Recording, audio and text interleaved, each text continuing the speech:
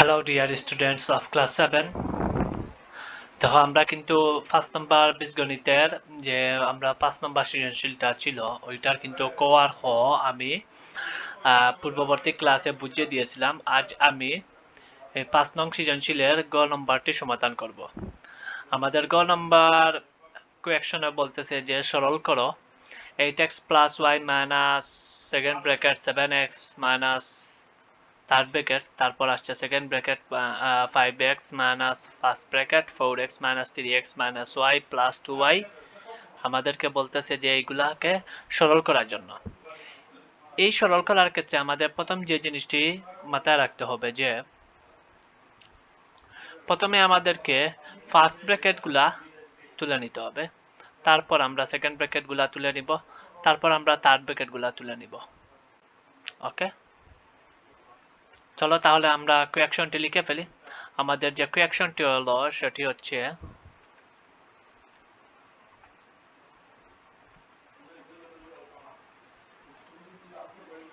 8x।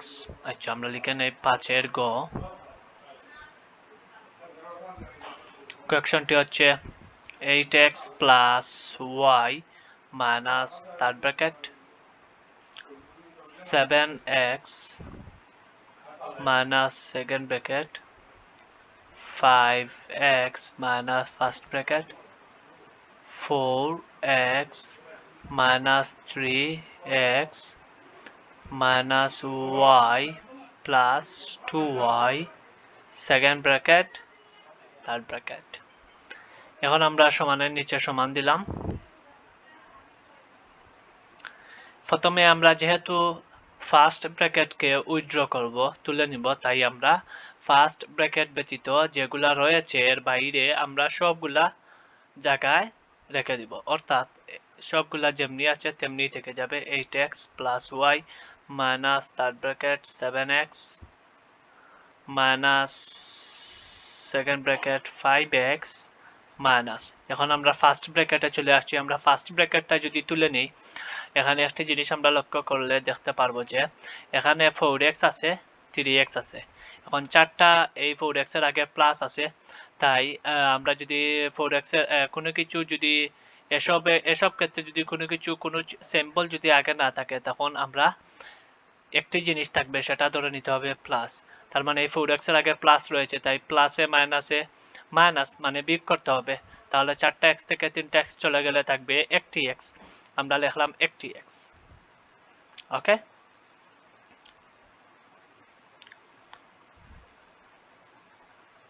এখন আমাদের রয়ে গেছে মাইনাস ওয়াই। আমরা মাইনাস ওয়াই লিখলাম। আমাদের কিন্তু প্রথম ব্র্যাকেট উঠে গেছে, তাই আর আমরা এখন আর প্রথম ব্র্যাকেট দিব না। এখন রয়ে গেছে 2y, আমরা 2y দিলাম, সেকেন্ড ব্র্যাকেট থার্ড ব্র্যাকেট।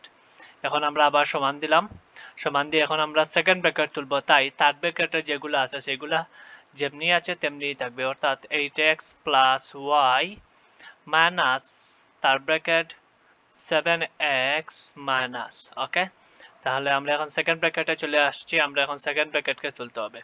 এখানে আছে 5x, 5x থেকে একটি x যদি চলে যায় তাহলে তাকে 4x, আমরা 4x লিখতে পারি। ওকে, এখন এখানে রয়েছে y, একটি y, দুইটি y, দুইটি y থেকে যখন একটি y চলে যায় তখন থাকবে একটি y। এখন প্রশ্ন হচ্ছে এখানে কি হবে, মাইনাস হবে নাকি প্লাস হবে, কোনটি? এখানে হবে প্লাস, কারণ মাইনাসের থেকে প্লাসেরটা বড়। এখানে আছে দুইটা y আর এখানে রয়েছে একটি y, তার মানে দুইটি y যেটি সেটি হচ্ছে বড়, আর দুইটি y এর যে চিহ্ন আছে সেটি হচ্ছে প্লাস, তাই এখানে বসবে প্লাস। আমরা লিখলাম এখন দুইটি y থেকে একটি y চলে গেলে থাকবে একটি y। এখন আমরা থার্ড ব্র্যাকেট দিয়ে দিলাম। ওকে, এখন আমরা থার্ড ব্র্যাকেটকে উইথড্র করব, তুলে নিব, তাই থার্ড ব্র্যাকেটের বাইরে যেগুলো আছে সেগুলো জায়গাতেই থেকে যাবে। 8x প্লাস ওয়াই আমরা জায়গার মধ্যে রেখে দিলাম মাইনাস। এখন আমরা থার্ড ব্র্যাকেটকে তুলে ফেলি।